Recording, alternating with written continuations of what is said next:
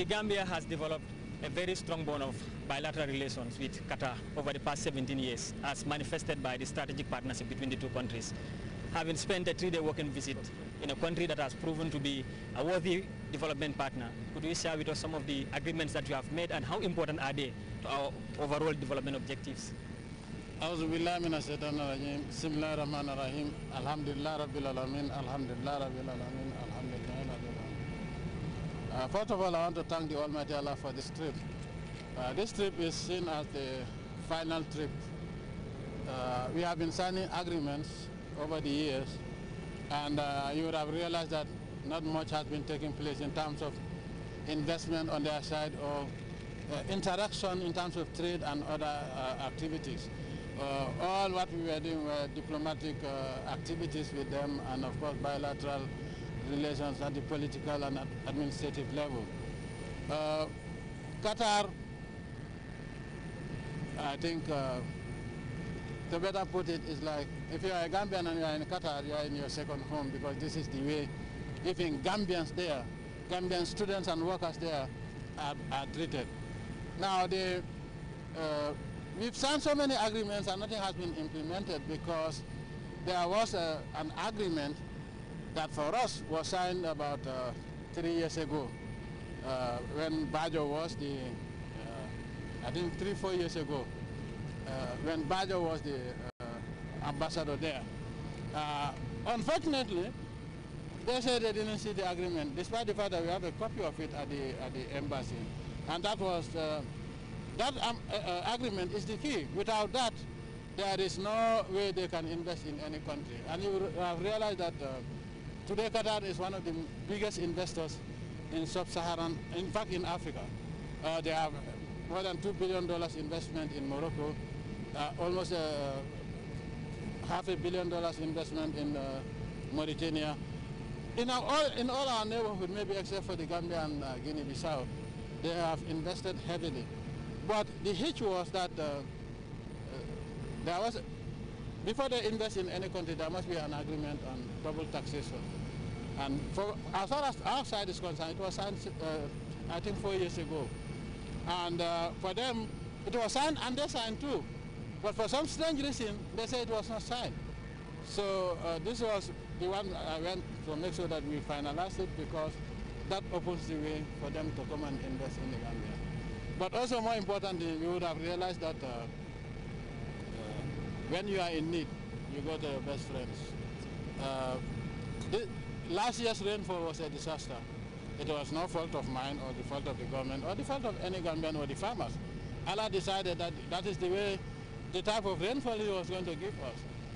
But everything that I see that is negative is a challenge. Allah is testing us.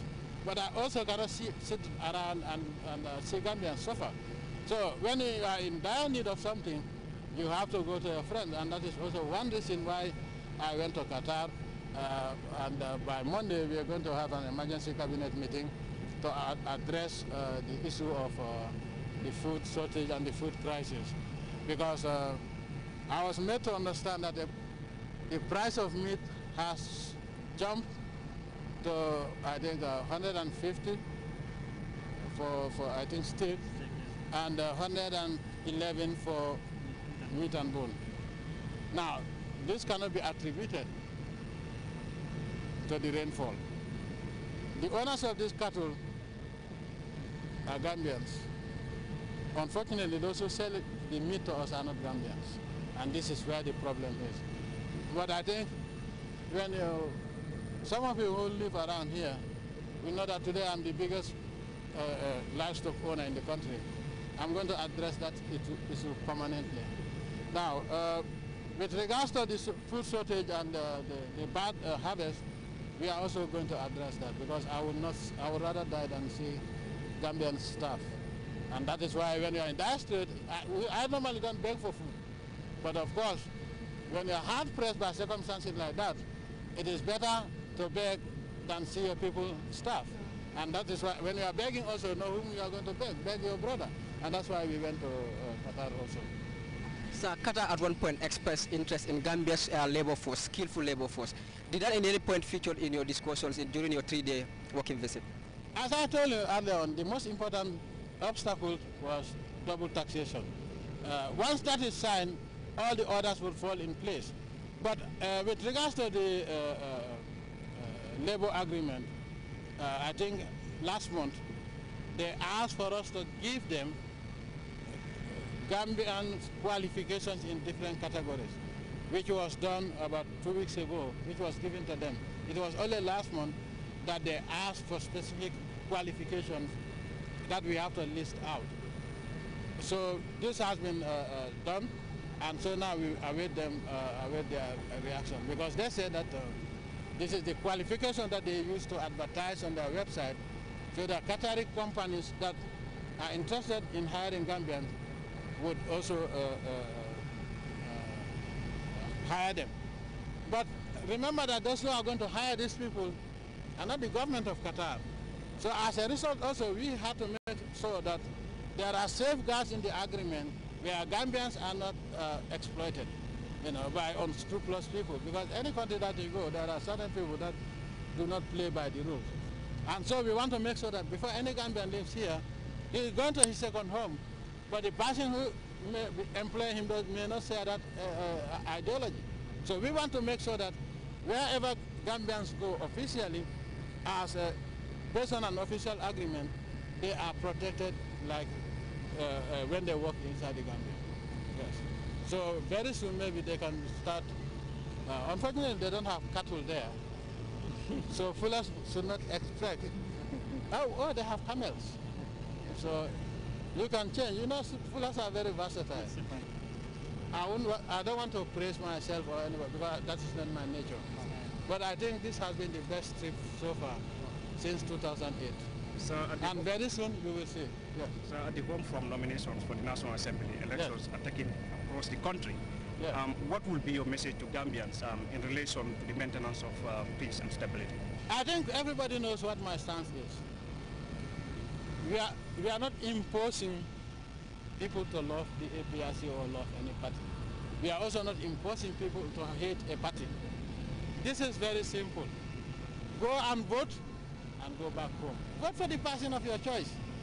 But you have a right to vote, but you have no right to intimidate anybody.